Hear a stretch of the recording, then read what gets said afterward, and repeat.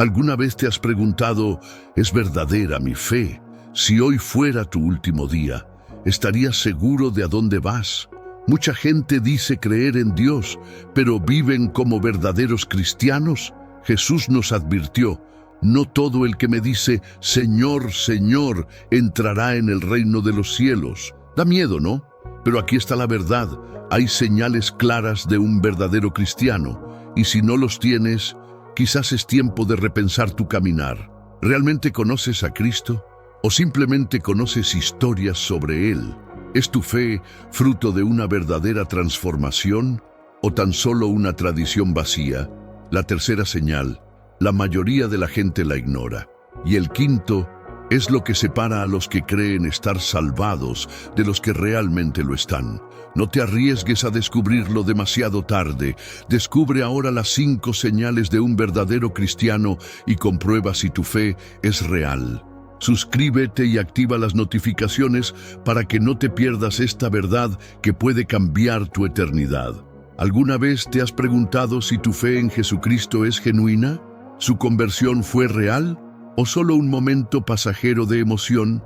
Muchas personas dicen creer en Dios, pero ¿viven realmente esta fe? La auténtica convicción de fe no es solo sentir algo bello en el corazón, sino una transformación profunda que toca el alma, la mente y las decisiones diarias. La verdadera conversión comienza en el corazón, pero se manifiesta en actitudes. Cuando alguien se encuentra verdaderamente con Cristo, algo cambia en su interior. No se trata solo de pensar positivamente o de tomar la decisión de asistir a la iglesia los domingos. Es un cambio radical de dirección. El apóstol Pablo lo describe claramente cuando dice que somos nuevas criaturas en Cristo. Si antes vivíamos sin pensar en Dios, ahora Él se convierte en el centro de nuestras vidas. Pero, ¿cómo sucede esto en la práctica? La fe genuina no se limita a las palabras. Cualquiera puede decir que cree, pero las elecciones revelan lo que hay en el corazón. Imagínese a una persona que dice que ama a su familia, pero nunca pasa tiempo con ellos, nunca se preocupa por sus necesidades y no les muestra afecto. ¿Es este amor real? Lo mismo ocurre con la fe. Si decimos que amamos a Dios, pero nuestras acciones demuestran lo contrario, realmente creemos en Él. La verdadera convicción de fe moldea la moralidad de una persona. Antes quizás mentir era algo común. Engañar a alguien para obtener una ventaja parecía aceptable y guardar rencor era algo normal. Pero cuando Cristo entra en el corazón, la conciencia despierta. Lo que una vez parecía inofensivo, ahora pesa mucho. No porque sigamos un conjunto de reglas impuestas, sino porque el Espíritu Santo nos guía hacia la verdad. La culpa por los pecados ya no es algo superficial, sino una advertencia interna que nos llama al arrepentimiento. Otro signo de convicción genuina es la voluntad de defender la propia fe. En un mundo donde muchos ridiculizan a los cristianos, mantenerse firme requiere coraje. Si alguien cuestiona tu fe, ¿te sientes avergonzado o estás listo para explicar lo que crees? Pedro nos instruye a estar siempre preparados para dar razón de nuestra esperanza. Esto significa que un verdadero cristiano no se esconde, sino que proclama con confianza la verdad que ha transformado su vida. ¿Y qué pasa con los juicios? La fe genuina se prueba con fuego. Cuando todo va bien, es fácil decir que confiamos en Dios. Pero ¿qué pasa cuando surgen dificultades? Muchos abandonan la fe porque nunca la tuvieron realmente. Un cristiano que tiene convicción, incluso en medio de las luchas, se aferra aún más a Dios. Puede incluso llorar, puede incluso cuestionar, pero no se da por vencido, porque sabéis que vuestra fe no está basada en las circunstancias, sino en la verdad eterna de Cristo. Y aquí hay un punto del que pocos hablan: el deseo de obedecer. La verdadera fe no es una obligación pesada, sino un placer en seguir la voluntad de Dios. Cuando el corazón se transforma, el deseo de agradar a Dios vence al deseo de agradar a uno mismo. ¿Alguna vez has sentido esa alegría cuando abres la Biblia y descubres algo nuevo? ¿Has experimentado alguna vez la paz de decir no al pecado, incluso cuando nadie te está mirando? Estas son evidencias de que tu fe es real. La convicción genuina de fe se refleja en cada detalle de la vida. En el trabajo, un verdadero cristiano no hace trampas ni busca atajos deshonestos. En el matrimonio, busquemos amar y perdonar como Cristo amó a la iglesia. En la vida diaria, busca ayudar, mostrar compasión y ser una luz para el mundo. Pequeños gestos, como ser paciente en el tráfico, decir una palabra de aliento a alguien que lo necesita o incluso elegir no consumir contenidos que desagradan a Dios, muestran lo que hay dentro del corazón. Así que, mira tu vida hoy. ¿Tu fe influye en tus decisiones? ¿Tu corazón arde de amor por Dios? ¿Sientes el deseo de conocerlo más cada día? Estas son preguntas que solo usted puede responder y revelan mucho acerca de tu caminar con Cristo. Imagínese a alguien enfrentando un día difícil. El trabajo es abrumador, los problemas familiares siguen surgiendo y la ansiedad se apodera del corazón. En este momento, una simple oración puede cambiarlo todo. No porque los problemas desaparezcan instantáneamente, sino porque la presencia de Dios se hace real. La oración calma, alivia y nos recuerda que no estamos solos. A menudo buscamos respuestas en muchos lugares, en consejos humanos, en distracciones pasajeras, en soluciones que no duran. Pero cuando doblamos nuestras rodillas y hablamos con Dios, algo sobrenatural sucede. Él nos escucha, nos fortalece y sobre todo nos guía. La oración no es un monólogo, sino una relación. Y cuanto más oramos, más aprendemos a reconocer la voz de Dios. Hay quienes dicen que no saben orar. Pero ¿quién dijo que se necesitan palabras sofisticadas? Dios no busca frases bien construidas ni discursos bonitos. Él desea un corazón sincero. La oración puede ser breve, puede ser un simple arrebato, puede incluso ser silenciosa, con lágrimas que hablan más que las palabras. Dios entiende cada suspiro. Jesús mismo nos dio un ejemplo poderoso de la importancia de la oración. Él, que era el Hijo de Dios, se retiraba constantemente a orar. Si Él, en toda su perfección, necesitó este tiempo con el Padre, ¿cuánto más nosotros? La oración fue la fuerza de Jesús antes de la cruz. Fue su conexión diaria con Dios y debe ser la nuestra también. Y cuando la oración se convierte en un hábito, sucede algo sorprendente. No solo nuestra fe se fortalece, sino que también cambia nuestra manera de actuar. Quien ora con frecuencia desarrolla más paciencia, más autocontrol, más amor hacia las personas. Porque cuanto más tiempo pasamos con Dios, más nos parecemos a Él. El corazón endurecido se ablanda, la mente ansiosa encuentra descanso y los desafíos de la vida se afrontan con una nueva perspectiva. Hay historias increíbles de personas que han encontrado la transformación a través de la oración. Hombres y mujeres que estaban al borde de la desesperación, pero encontraron fuerza al hablar con Dios. Enfermos fueron sanados, familias fueron restauradas, caminos que parecían no tener salida fueron tomados y de repente una puerta se abrió. No porque la oración sea una fórmula mágica, sino porque nos pone en sintonía con la voluntad de Dios. La oración también protege. ¿Cuántas veces tenemos algo que nos preocupa y cuando oramos sentimos una advertencia interior? Dios habla a través de la oración. Él nos libera de las trampas, nos advierte de las decisiones equivocadas y nos da discernimiento para seguir el camino correcto.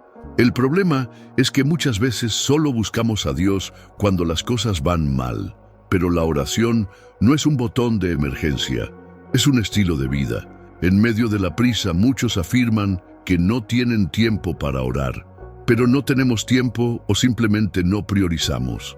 La verdad es que siempre hay un momento para hablar con Dios. En el tráfico, antes de ir a dormir, al despertar, durante un descanso del día. Dios no requiere un tiempo exacto, pero quiere un corazón disponible. El compromiso con la oración no es una cuestión de cantidad, sino de consistencia.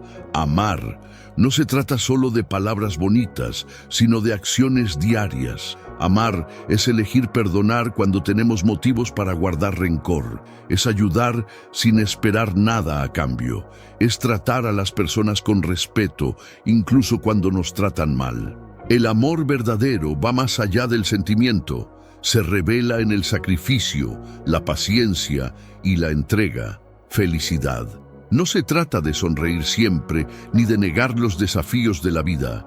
La verdadera alegría proviene de una profunda certeza. Dios tiene el control. Es una paz que no depende de las circunstancias. ¿Alguna vez has visto a alguien pasando por un momento difícil y aún así manteniendo la esperanza? Este es el gozo que viene del Espíritu.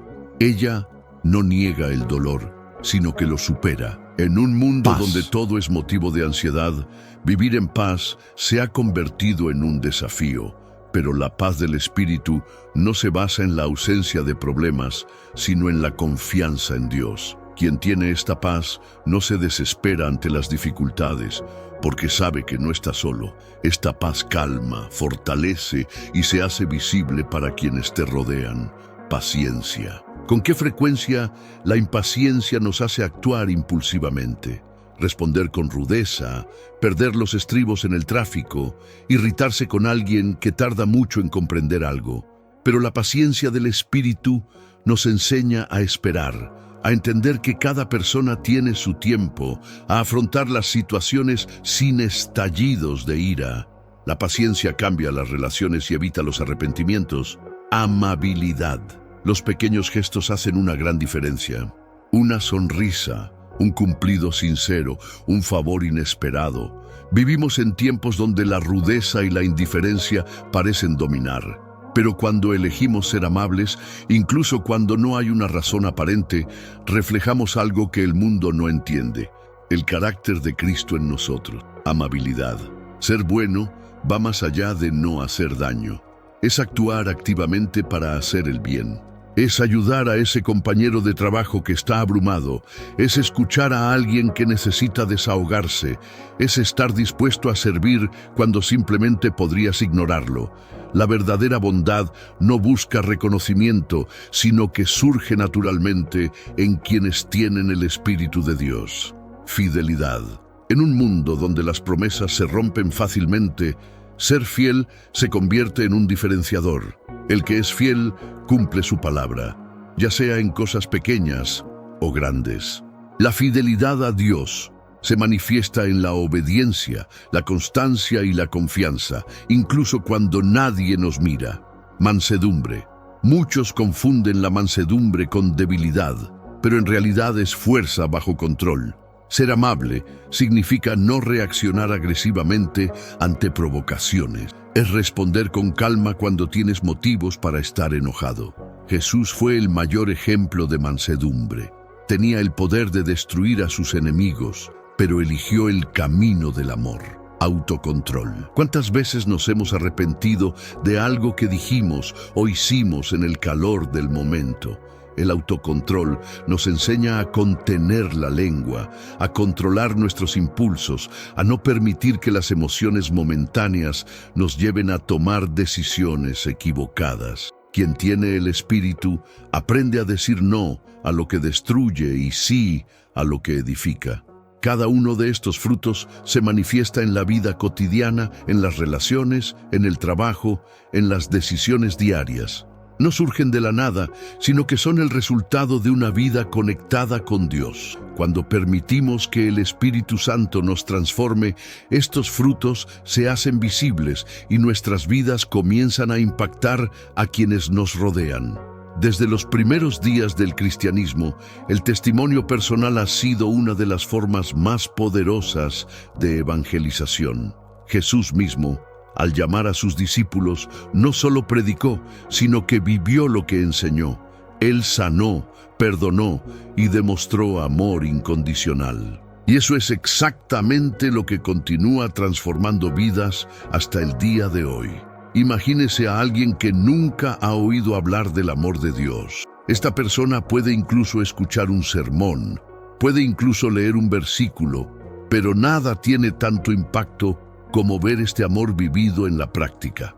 No se trata de palabras bonitas, discursos memorizados o frases prefabricadas. Se trata de demostrar a través de nuestras acciones que Cristo vive en nosotros. Hay un hombre llamado Marcos que creció en un hogar roto. Su infancia estuvo marcada por la violencia, el abandono y la desesperanza. No conocía otra realidad que la dureza de la vida. Durante su adolescencia se sumergió en el mundo de las drogas y el crimen, tratando de llenar un vacío que parecía imposible de llenar. Pero ocurrió algo que lo cambió todo. Marcos conoció a un vecino llamado Antonio. Antonio era un hombre sencillo, trabajador y con un tipo de alegría diferente. Él nunca juzgó a Marcos por sus decisiones, sino que siempre lo trató con respeto y amor. En momentos difíciles ofreció ayuda, un plato de comida, una palabra de esperanza. Con el tiempo, Marcos comenzó a preguntarse qué hacía a Antonio tan diferente. Hasta que un día me preguntó directamente: ¿por qué eres así? ¿Por qué te preocupas por mí?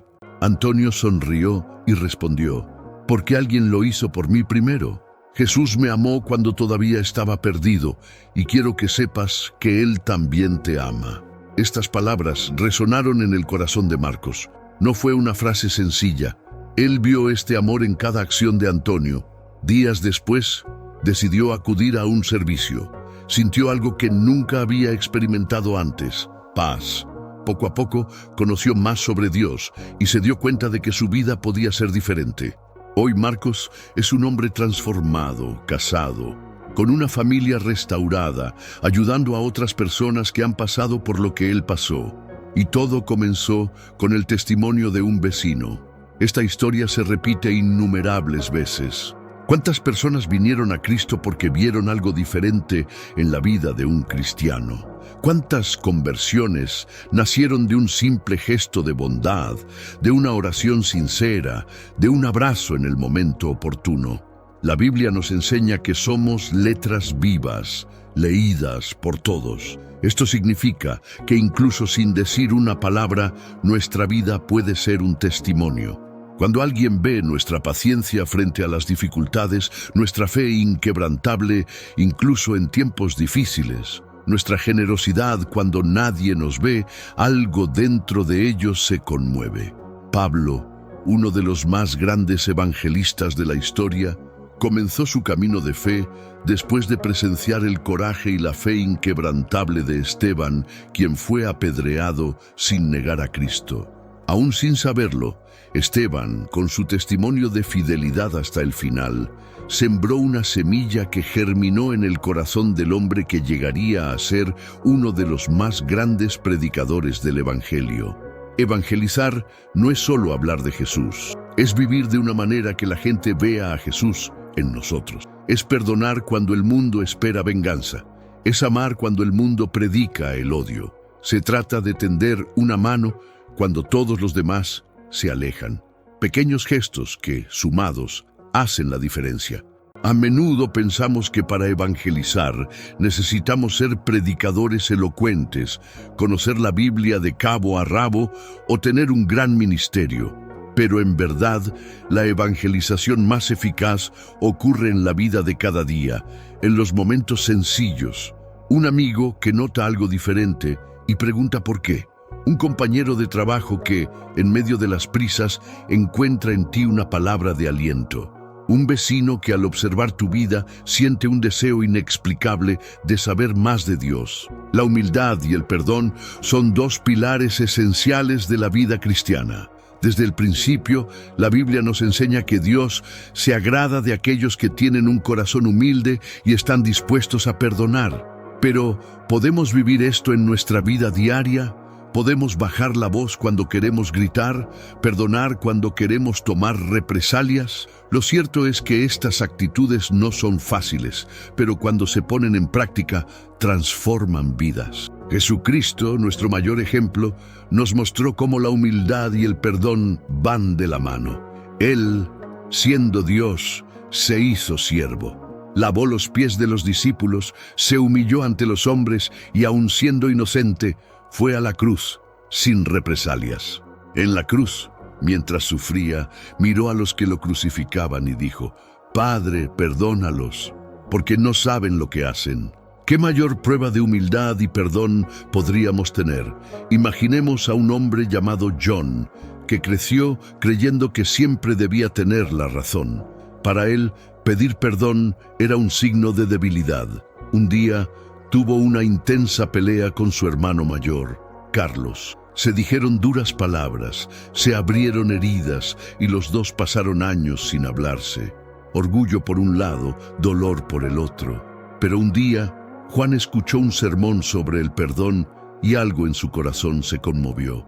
Él sabía que si no perdonaba y se humillaba, esa barrera nunca se rompería. Aunque tenía miedo al rechazo, João decidió dar el primer paso. Llamó a Carlos y le pidió reunirse. Cuando se vieron, no fue fácil. El silencio era pesado, pero John respiró profundamente y con voz temblorosa dijo: «Perdóname, hermano, me equivoqué». Carlos se sorprendió. Esperaba justificaciones, no una petición sincera de perdón. El orgullo de Juan quedó a un lado y esto tocó el corazón de Carlos. También se emocionó y dijo: «Yo también me equivoqué, John. Perdóname». En ese momento, años de resentimiento se derrumbaron. El abrazo entre ambos selló la reconciliación. Si John hubiera esperado a que Carlos se disculpara primero, tal vez hoy todavía estarían distanciados. ¿Cuántas historias similares hay por ahí? ¿Cuántas relaciones se destruyen porque nadie quiere dar el primer paso? La humildad nos enseña que pedir perdón no nos hace menos, sino que nos hace grandes a los ojos de Dios. Perdonar no es olvidar, sino elegir no cargar con el peso del dolor. Pedro, uno de los discípulos de Jesús, preguntó una vez: «Señor, ¿cuántas veces tengo que perdonar a mi hermano? ¿Hasta 7?» Jesús le respondió: «No 7 veces, sino 70 veces 7». ¿Qué quiso decir Jesús? Que el perdón no tiene límites, que el perdón debería ser parte de nuestras vidas, al igual que respirar. Otro ejemplo poderoso es el de José de Egipto. Fue traicionado por sus propios hermanos, vendido como esclavo y pasó años lejos de su familia. Muchos en su lugar habrían albergado odio, pero cuando tuvo la oportunidad de vengarse, José decidió perdonar. Entonces miró a sus hermanos y les dijo: «Ustedes pensaron hacerme mal, pero Dios lo encaminó a bien». El perdón no es fácil. Muchas veces duele más que la ofensa en sí, pero es liberador. Guardar rencor es como llevar un peso que nos aplasta poco a poco. Al perdonar, dejamos esa carga atrás y encontramos la paz. La humildad también nos enseña que no somos mejores que nadie. ¿Cuántas veces juzgamos a otros sin conocer su historia? ¿Cuántas veces pensamos que somos más espirituales porque no cometemos los mismos errores que ellos? Pero la verdad es que todos tenemos defectos. La Biblia dice que Dios resiste a los soberbios, pero da gracia a los humildes. Esto significa que cuando nos ponemos por encima de los demás, alejamos la gracia de Dios. Pero cuando nos humillamos, Él nos levanta. Desde el inicio de la humanidad, las tentaciones han sido un desafío. Adán y Eva estaban en el jardín del Edén, rodeados de todo lo que necesitaban. Dios había dado solo una orden: no comer el fruto prohibido. Pero la serpiente llegó con palabras sutiles, despertó su curiosidad y su deseo, y en un momento de descuido, cedieron. Este patrón continúa hasta el día de hoy. El enemigo nunca se presenta de manera obvia. Él actúa en las pequeñas concesiones, en los momentos de cansancio, en las lagunas de nuestra fe. Pero hay buenas noticias. La resistencia es posible. Jesucristo fue tentado en el desierto durante 40 días. El diablo ofreció poder, gloria e incluso trató de distorsionar la palabra de Dios para engañarlo. Pero Jesús resistió cada tentación con la misma escritura, respondiendo con autoridad y sin vacilar. Esto nos enseña algo esencial. La palabra de Dios es un arma poderosa contra la tentación. Imagínese a alguien que lucha con la ira. Cada vez que algo sale mal, explota, dice palabras de las que luego se arrepiente y aleja a la gente de él. Un día, mientras leía la Biblia, se encuentra con Proverbios 16:32. Mejor es el hombre sufrido que el guerrero. Mejor es el hombre que domina su espíritu que el que toma una ciudad. Esta verdad penetra su corazón y la próxima vez que siente que la ira lo invade, recuerda el versículo, respira profundamente y decide responder de manera diferente. Este es el poder de la palabra aplicado en la vida real. Además de la Biblia, la oración es uno de los mayores refugios contra la tentación. Jesús nos enseñó a orar diciendo, no nos dejes caer en la tentación, mas líbranos del mal. Mateo 6:13. Esto significa que debemos pedirle a Dios diariamente fuerza para resistir. Muchos cristianos solo oran después de caer, pero el secreto es buscar a Dios antes de que llegue la tentación. Otra práctica esencial es la vigilancia. Pedro nos advierte, vuestro adversario, el diablo, ronda como león rugiente, buscando a quien devorar. Mira Pedro 5:8. En otras palabras, no podemos relajarnos. El enemigo estudia nuestras debilidades y espera el momento adecuado para actuar. Por ello, es fundamental identificar cuáles son las áreas de la vida más vulnerables y buscar fortalecerlas. Un joven cristiano, por ejemplo, lucha con la pornografía. Él sabe que no puede ganar solo. Entonces, decide tomar algunas medidas prácticas. Instala filtros en su celular, evita estar solo en los momentos críticos y, lo más importante, se acerca a un grupo de hermanos que lo animan en su camino espiritual. Con el tiempo, se da cuenta de que las tentaciones pierden fuerza y que la victoria se hace más posible. La comunión con otros cristianos también es una forma eficaz de resistencia. La Biblia dice en Eclesiastés 4:9-10, mejores son dos que uno, porque obtienen mejor paga de su trabajo, porque si uno cae, el otro lo levanta. Caminar solo hace la lucha mucho más difícil, pero cuando estamos rodeados de amigos de fe que nos animan y corrigen con amor, nos hacemos más fuertes. Otro punto importante es evitar ambientes y situaciones que fomenten la tentación. José, en Egipto, estaba en la casa de Potifar cuando la esposa de su amo intentó seducirlo. No debatió ni intentó justificarse. Él huyó. A veces la mejor manera de resistir es simplemente alejarse. Si algo nos hace caer constantemente, debemos cortarlo de raíz, por difícil que sea. Pablo nos enseña en 1 Corintios 10:13 que no os ha sobrevenido ninguna tentación que no sea humana, pero fiel es Dios, que no os dejará ser tentados más de lo que podéis resistir, sino que dará también juntamente con la tentación la salida, para que podáis soportar. Esto significa que en cualquier situación, Dios siempre nos ofrece una salida. El problema es que a menudo optamos por ignorar esta salida. La vida a menudo nos presenta desafíos que parecen insuperables. Los momentos de dolor, incertidumbre y dificultades pueden hacernos cuestionar el propósito de todo. Pero como cristianos, llevamos una promesa que trasciende cualquier circunstancia: la esperanza de la vida eterna y la certeza de la salvación en Cristo. Esta esperanza no es una ilusión o un simple deseo de días mejores, sino una convicción profunda basada en la fidelidad de Dios. Desde los tiempos bíblicos, el pueblo de Dios ha enfrentado tiempos de gran prueba.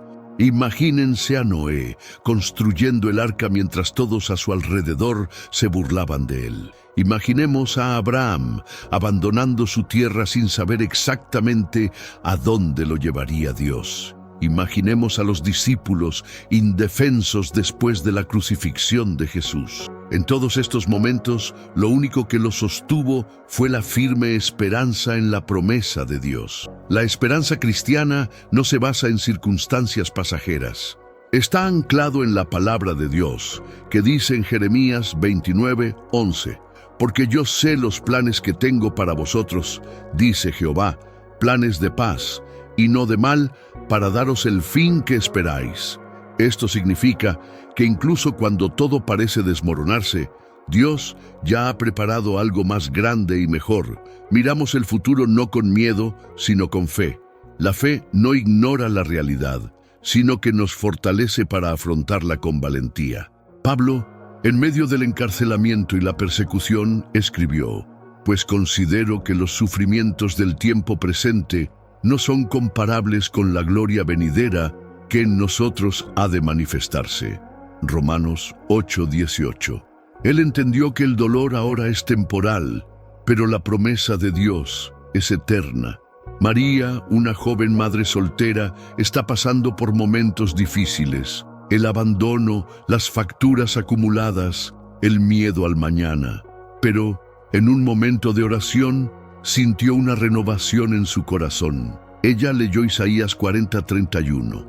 «Pero los que esperan en el Señor renovarán sus fuerzas, levantarán alas como las águilas». Y aún sin ver la solución inmediatamente, decidió confiar. Poco a poco se fueron abriendo puertas, apareció gente que la ayudaba y años después miraba atrás con gratitud. Lo que parecía imposible se convirtió en testimonio. Muchos enfrentan batallas silenciosas, ansiedad por el futuro, incertidumbre financiera, problemas familiares. Pero Dios no nos abandona. Él nos llama a confiar en Él, a descansar en la certeza de que lo mejor está por venir.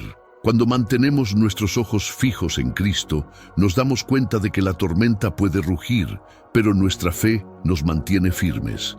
La esperanza cristiana no significa que nunca enfrentaremos dificultades, sino que nunca las enfrentaremos solos. Dios camina con nosotros, nos fortalece, nos levanta cuando caemos, y esa esperanza va más allá de esta vida.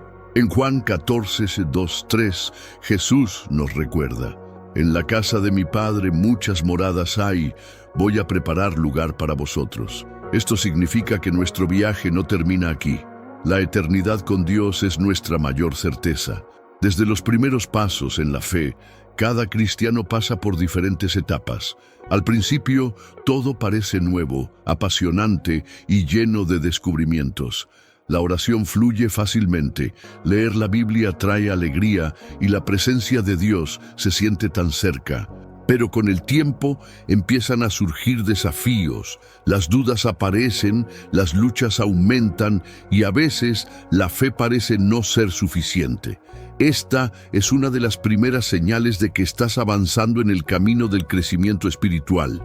La Biblia nos enseña que Dios quiere que maduremos en la fe.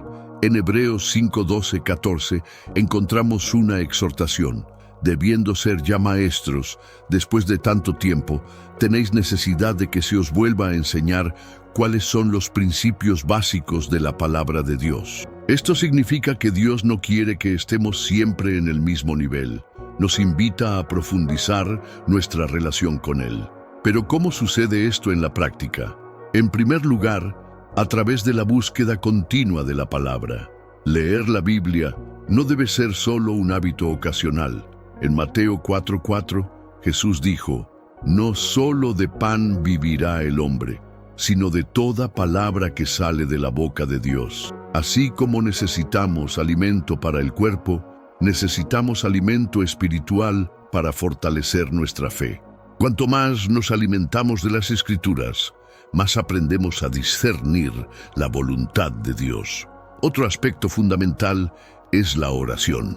Muchos ven la oración como una simple petición de bendiciones, pero en realidad es un diálogo con Dios. En los momentos difíciles, cuando surgen las dudas, es en la oración donde encontramos la fuerza para continuar. El mismo Jesús, antes de enfrentarse a la cruz, pasó momentos intensos en oración. Esto nos enseña que no importa lo que enfrentemos, necesitamos buscar la presencia del Padre. En el camino hacia la madurez nos enfrentamos a pruebas.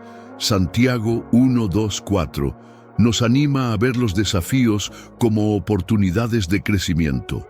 Hermanos míos, considérense muy dichosos cuando tengan que enfrentarse con diversas pruebas, pues ya saben que la prueba de su fe produce paciencia. En otras palabras, cada lucha que enfrentamos no es un castigo, sino una herramienta que Dios usa para hacernos más fuertes. Muchos cristianos también pasan por períodos de estancamiento espiritual. Hay momentos en que la lectura de la Biblia parece difícil, la oración se vuelve monótona y la fe parece debilitada. Estos periodos son normales, pero no podemos permanecer en ellos. Una manera de superar esto es a través de la comunión con otros hermanos en la fe. Proverbios 27:17 dice: «Como el hierro afila al hierro, así el hombre afila a su compañero». Tener personas que nos animen y nos ayuden a mantenernos fuertes es esencial para el crecimiento espiritual. Otro punto importante es aprender a confiar en Dios incluso cuando no entendemos sus planes. Muchas veces queremos respuestas inmediatas, soluciones rápidas, pero Dios obra en su tiempo. Abraham esperó años la promesa de un hijo. José pasó años injustamente encarcelado antes de ser exaltado. Moisés pasó 40 años en el desierto antes de liderar al pueblo de Israel. Cada uno de ellos enfrentó períodos de incertidumbre, pero su confianza en Dios los llevó a experimentar grandes cosas. La madurez espiritual también se refleja en la manera en que tratamos a los demás. Una fe madura no se trata solo de crecimiento personal, sino de amar, servir y perdonar. Jesús dijo en Juan 13:35, «En esto conocerán todos que sois mis discípulos, si tuviereis amor los unos con los otros». Esto significa que la verdadera madurez se manifiesta en actitudes diarias de compasión, paciencia y humildad. Vivimos en tiempos en que la secularización crece rápidamente. La fe a menudo se considera algo obsoleto, desconectado de la realidad. Sin embargo, la historia nos muestra que hombres y mujeres impulsados por la fe han impactado al mundo de maneras extraordinarias.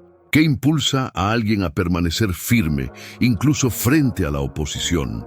La respuesta está en la convicción de que la fe no es solo un aspecto de la vida, sino el fundamento que sostiene todas las áreas. Un ejemplo poderoso es William Wilberforce, un político británico del siglo XVIII. Podría haber seguido una carrera cómoda, sin grandes desafíos, pero su fe lo impulsó a luchar contra la esclavitud. Durante años enfrentó oposición, críticas y derrotas políticas. Sin embargo, su convicción cristiana no le permitió rendirse. Finalmente, su perseverancia dio como resultado la abolición de la trata de esclavos en el Imperio Británico. Su historia muestra que la fe, cuando se vive con integridad, puede cambiar incluso las estructuras más arraigadas de la sociedad. En el mundo moderno todavía vemos personas que siguen este camino. Un ejemplo reciente es la médica misionera brasileña Zilda Arns, fundadora de la Pastoral da Criança. Impulsada por su fe cristiana, dedicó su vida a reducir la mortalidad infantil en Brasil y otros países. Sus métodos, basados en el cuidado y el amor al prójimo, salvaron millones de vidas. Incluso frente a los desafíos políticos y burocráticos, su fe la mantuvo firme en su propósito de transformar la realidad de las comunidades necesitadas. Otro caso es el de Tim Tebow, un exjugador de fútbol americano conocido por expresar públicamente su fe. En un entorno altamente competitivo y a menudo indiferente a la espiritualidad, no dudó en demostrar sus creencias. Además de su carrera deportiva, fundó una organización que ayuda a niños con enfermedades terminales. Su vida demuestra que es posible tener éxito profesional sin comprometer los valores cristianos. La tecnología también ha sido un área donde los cristianos han impactado al mundo. Muchos líderes industriales utilizan su fe como base para tomar decisiones éticas y comerciales. Un ejemplo notable es David Green, fundador de Hobby Lobby, una de las cadenas de tiendas de manualidades más grandes de Estados Unidos. Él dirige su negocio siguiendo principios bíblicos, asegurando salarios justos para sus empleados y cerrando sus tiendas los domingos para que todos puedan descansar y estar con sus familias. Su enfoque demostró que es posible combinar la fe y los negocios de manera ética y exitosa. En las comunidades locales, los pastores, maestros, médicos y empresarios cristianos continúan marcando la diferencia. Son personas comunes que, impulsadas por la fe, trabajan para mejorar la vida de los demás. No se trata solo de predicar, sino de vivir los valores del Evangelio en la vida cotidiana.